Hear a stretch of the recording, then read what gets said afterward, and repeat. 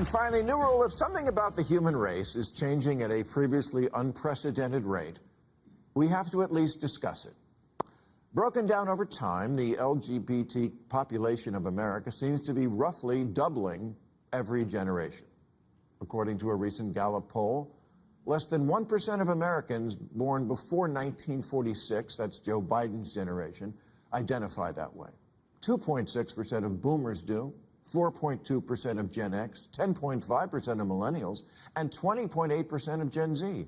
Which means if we follow this trajectory, we will all be gay in 2054.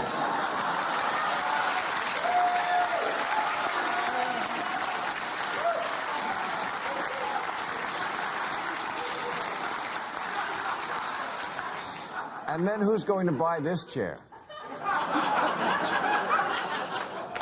I'm just saying that when things change this much, this fast, people are allowed to ask, what's up with that? All the babies are in the wrong bodies? Was there a mix-up at the plant, like with Captain Crunch's Oops, All Berries?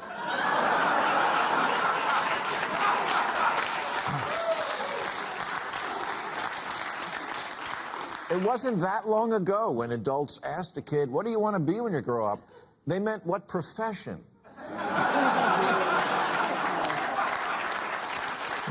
Wednesday, a new executive order, President Trump directing the Secretary of Education to create a plan to cut funding for schools to stop what he calls radical indoctrination for schools that teach things like critical race theory and what he calls gender ideology. I think that the fact that the president is holding true to promises that he made, I'm grateful for that. Andrew Hayes is a school board member in Lakeside. He supports the move. Last summer, he proposed a parents' Bill of Rights, which eventually passed at the Lakeside Union School District. The move ensures parents are notified about certain issues regarding their students at school. I don't think that in K-8 classrooms we need to be having discussions about divisive social contrast. I just don't think it's important. But not everyone agrees. Brittany Fuller is the president of the Scripps Ranch Pride Council and also a local teacher. I think it's frightening. I think it's really scary. She's a local advocate who says the administration's move is already creating fear and uncertainty, and she thinks it will only lead to more inequity. Hi, my name's Knox Zajac. I'm 11 years old, and I go to Wyndham Middle School. I'm a 6th grader. I was in the library, and this book was on a stand. I'd like to read you a page. My back over my hips as I ask if we should take our clothes off, and he's saying yes before I finish my sentence. He's pulling off my t-shirt, laughing when I can't undo his shirt buttons. He's undoing my belt. I'm reaching into his bedside drawer for a condom. We're kissing. Again, we're rolling over. Obviously, you can see where this is going. I don't know if it's because we're feeling especially emotional or just tired, or these past couple of weeks have been too much. But this reminds me so much of the first time we had sex. We were both fucking terrified, and the whole thing was kind of terrible because we didn't know what we were doing.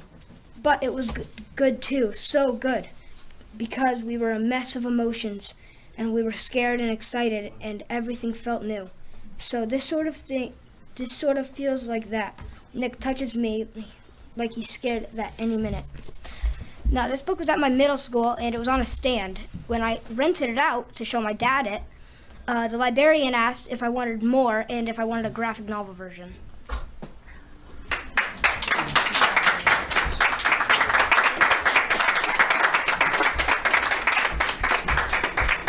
Oh, boy. So I'm that kid's father. Okay, good. I was asking for you. Yeah, I'll take another 3 minutes. So that's my son, Okay. 11 years old, and went to his library and found that by the entry door of our library, this is the smut that he is finding, all right? I don't care whether it's gay, straight, bisexual, whatever the terms are for all this stuff. Doesn't need to be at our school. Doesn't need to be at my 11-year-old's library. And then as far as genderqueer, I've got a son in the high school as well. And this is bullshit. We know it, all right?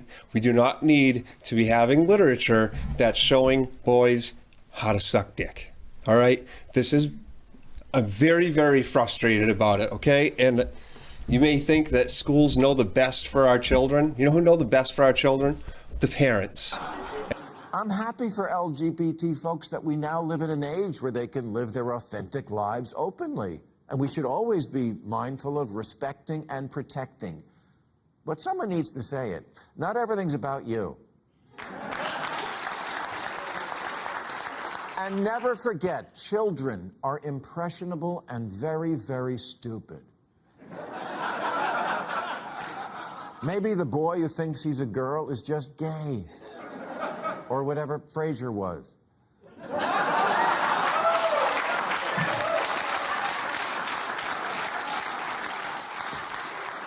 Maybe the girl who hates girly stuff just needs to learn that being female doesn't mean you have to act like a Kardashian.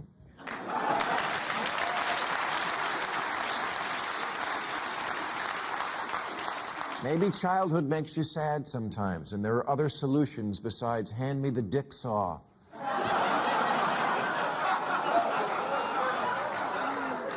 And look, I'm sure the vast majority of parents do not take this lightly, and that it's very hard to know when something is real or just a phase. And I understand being trans is different, it's innate. But kids do also have phases. They're kids, it's all phases. The dinosaur phase, the Hello Kitty phase. One day they want to be an astronaut, the next day you can't get them to leave their room. Gender fluid, kids are fluid about everything. If kids knew what they wanted to be at age 8, the world would be filled with cowboys and princesses.